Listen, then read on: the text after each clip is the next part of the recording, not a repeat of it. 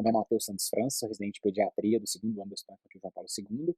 O tema que a gente vai trazer hoje é hipertensão pulmonar persistente do recém-nascido. Esse é o artigo que a gente usou de base para fazer a apresentação. É um artigo de 2022, falando sobre a etiologia e patogênese dessa comorbidade.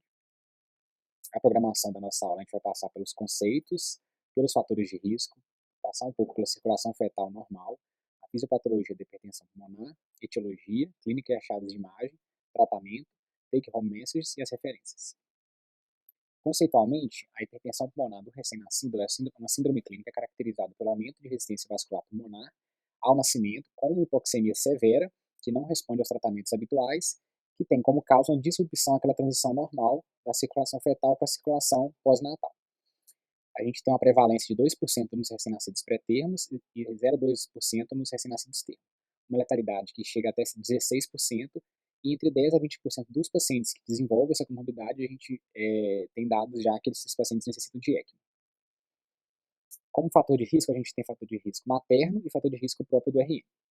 A gente tem diabetes gestacional, obesidade materna, a idade materna avançada, uso de antidepressivo, inibidor da recaptação seletiva de serotonina, o recém-nascido PIG ou GIG, a ruptura pré-termo de membranas ovulares, a presença de mecônio, fazendo ou não síndrome de aspiração meconial, edema pulmonar e a hipoxemia, que leva à vasoconstricção pulmonar.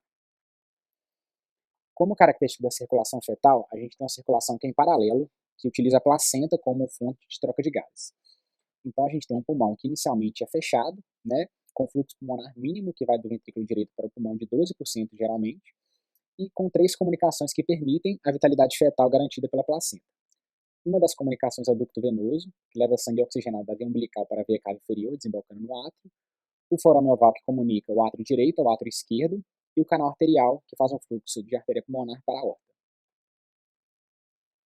Aqui, exemplificando, né, a gente tem a placenta. A placenta vem com a veia umbilical. Essa veia umbilical vem com o ducto venoso. E o ducto venoso levando sangue para a veia cava inferior, desembocando em átrio direito.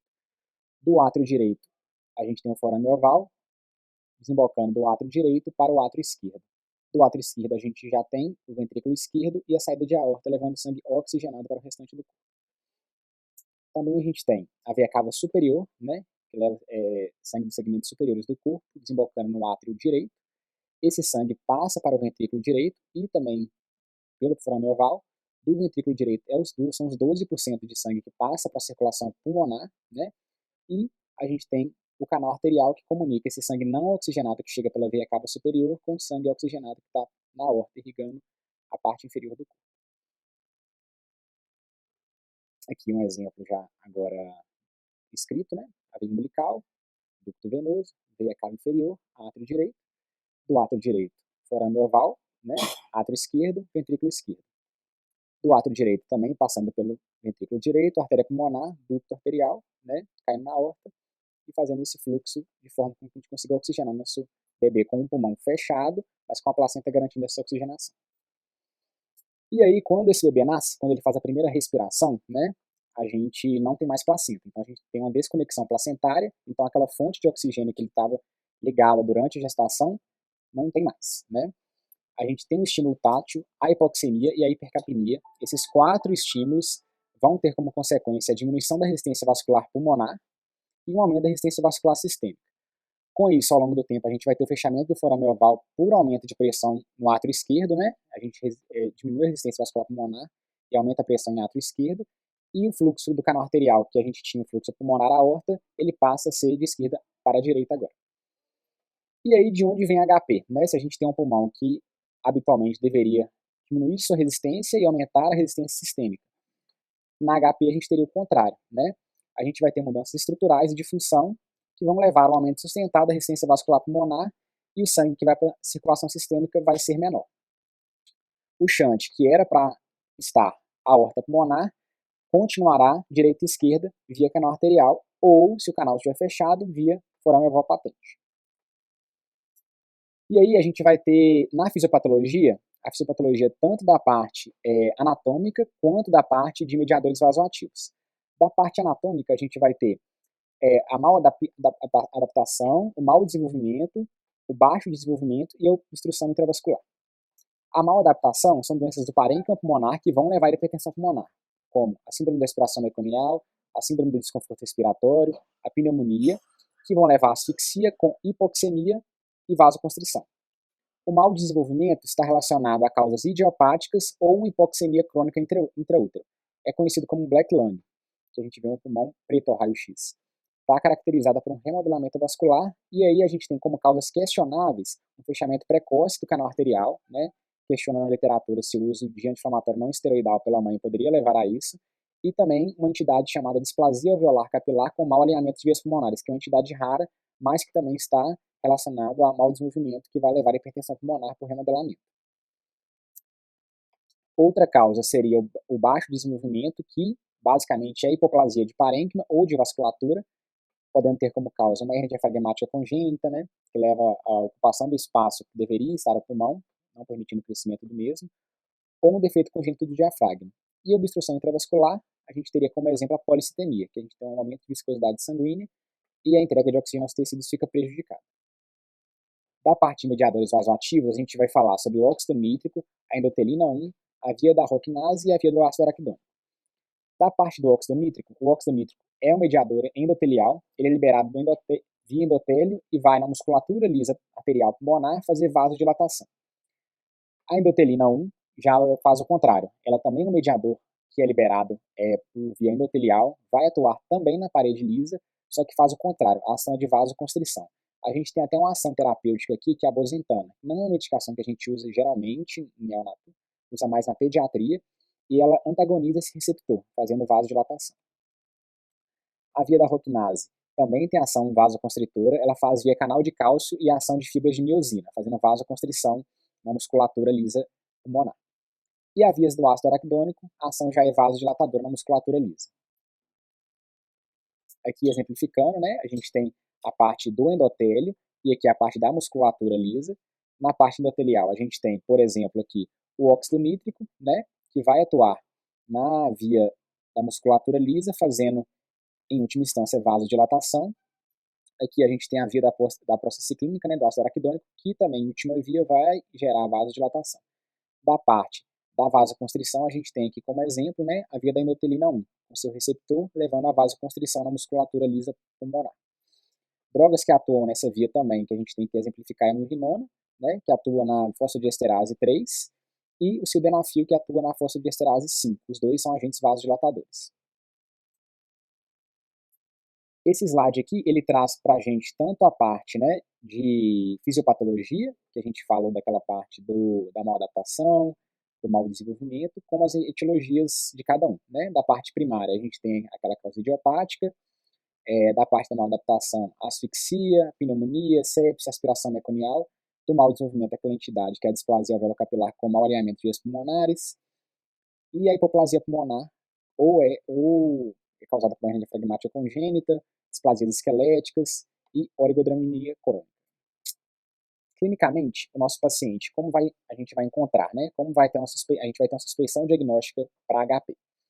A primeira coisa, o paciente vai ter um início precoce. Dentro das primeiras 24 horas, ele vai evoluir com insuficiência respiratória, uma cianose, tá? Com uma hipoxemia importante, um precórdio hiperdinâmico. Na ausculta cardíaca, a gente vai ter uma B2 hiperfonética, né? Que a gente tem um componente de B2, que é o fechamento das válvulas pulmonares e da válvula aórtica, vai estar hiperfonético.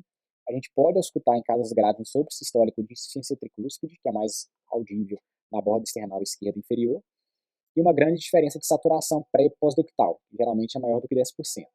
Se tiver esse shunt invertido no canal arterial.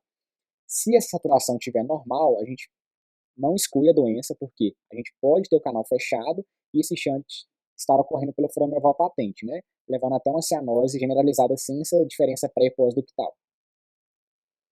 Na gasometria, a gente vai ver uma pressão arterial de oxigênio menor do que 100, mesmo com FI já otimizada. No ecocardiograma funcional, primeira coisa, a gente tem que fazer para excluir as cardiopatias estruturais e achados sugestivos de hipertensão pulmonar. Aliás, para excluir as cardiopatias estruturais e a gente procurar os achados sugestivos de hipertensão pulmonar. O ecocardiograma, ele vai dar achados, como eu disse, sugestivos. Quem confirma a hipertensão pulmonar é cateterismo, né? Só que na vida neonatal, a gente já com esses achados e a clínica, a gente já vai tratar esse paciente. No eco funcional, a gente vai ver aumento de pressão em câmaras direitas, uma velocidade de regurgitação de tricúspide que a gente vai calcular, o septo ventricular pode estar deslocado, e em casos graves a gente vai ver esse shunt invertido. Vou mostrar alguns vídeos agora para exemplificar. Esse eixo aqui é o parasternal eixo curto, que a gente vai ver o ventrículo direito em cima, fazendo uma compressão muito importante sobre o ventrículo esquerdo, né, levando a essa perda de função mesmo, devido ao aumento de câmaras direitas, rechaçando mesmo a parede do ventrículo esquerdo.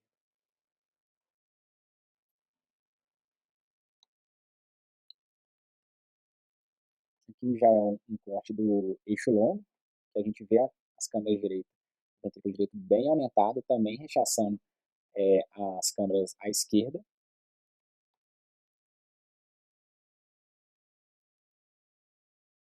Aqui são 4 cortes, também exemplificando. Aqui um aumento importante do VD, né, rechaçando. Aqui a gente vê o ventrículo esquerdo naquela forma de D, que é quando a parede do ventrículo direito empurra mesmo a parede do ventrículo esquerdo. No corte de baixo a gente vai ver um aumento importante das câmaras direita, né? Se a gente for tirar a medida aqui, a gente vai ver que as câmaras direitas estão maiores que as câmaras esquerdas, que não é o padrão normal, né? E aqui no corte subxifoide também mostrando a mesma coisa.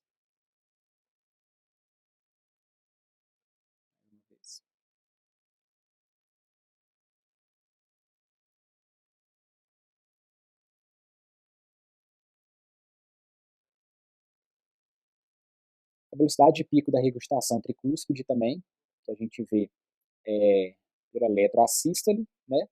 Durante a sístole a gente vai ver o que está para cima é o que está aproximando do probe, né?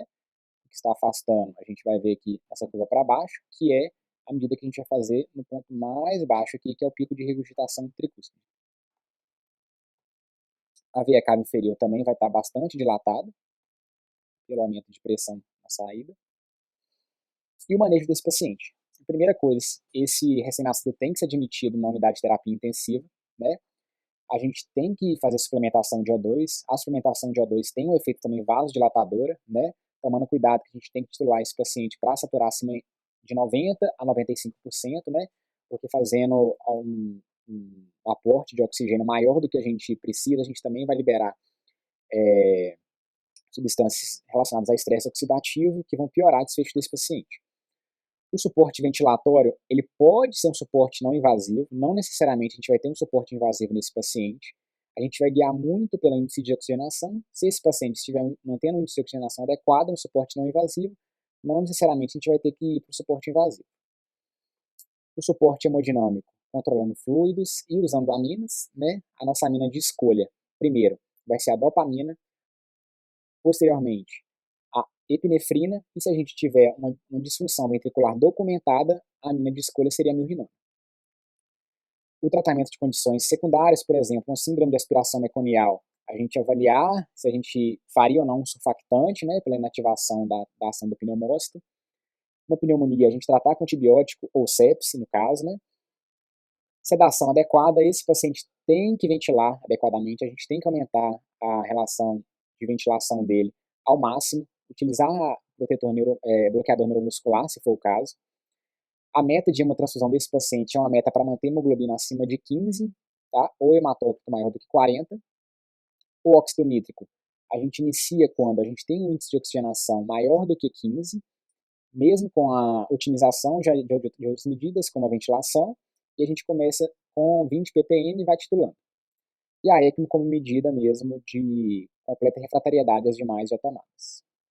O índice de oxigenação, que a gente calcula pela pressão arterial média de vias aéreas, multiplicado pela fração que a gente está dando de oxigênio, sobre a pressão arterial de oxigênio vezes 100. A gente vai classificar como leve quando está menor do que 15, moderado entre 15 e 25, grave entre 25 e 40 e muito grave quando maior do que 40. E as mensagens que eu queria passar é que a gente tem que sempre pensar, né, no diagnóstico de HP quando a gente vê um RN com insuficiência respiratória e uma hipoxemia refratária. A gente tem que ter uma mão de ecocardiograma funcional, às vezes a gente não precisa calcular a velocidade de pico da regurgitação tricúspide, mas ver um aumento de câmara, ver aquele padrão, né, do ventrículo esquerdo em D, lembrar muitas vezes como diagnóstico diferencial, não cheguei a passar aqui na aula, mas o artigo traz para a gente de causas genéticas que justificam esse quadro, quando a gente passa por aquelas causas, né, secundárias lá e o paciente não melhora, a gente tem que às vezes chamar o geneticista para a gente pensar em outras causas. E de mediadores vasoativos, né, a via de endotelina, a via das prostaglandinas, se a gente teria outros potenciais terapêuticos, né, a gente não tem o hábito de usar dosentana na neonatologia, e outras drogas podem ser objetivo de estudo via aqueles mediadores. Essas são as referências. Obrigado.